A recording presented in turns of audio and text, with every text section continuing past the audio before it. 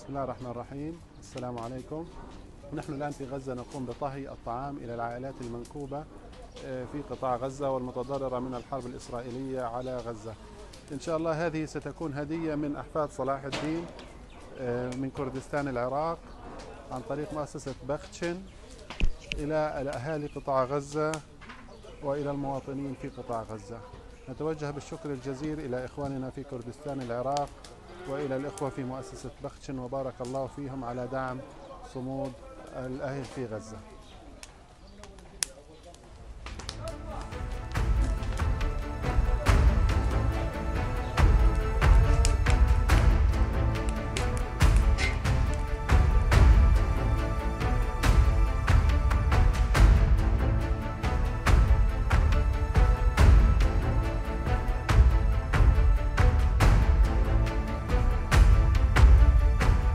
رغم القصف والدمار الكبير الذي يتعرض له الغزيون في قطاع غزة، نقوم اليوم بإعداد وجبات الطعام الساخنة بدعم كريم وسخي من مؤسسة بختشن الخيرية، دعما لصمود أهلنا في قطاع غزة.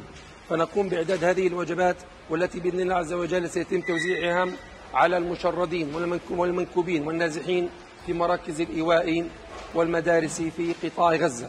شكرا جزيلا الإخوة الكرام والأعزاء المانحين في مؤسسة بختشن الخيرية على هذا الدعم الكبير والسخي لأهلكم في قطاع غزة. شكرا جزيلا لكم وبارك الله فيكم.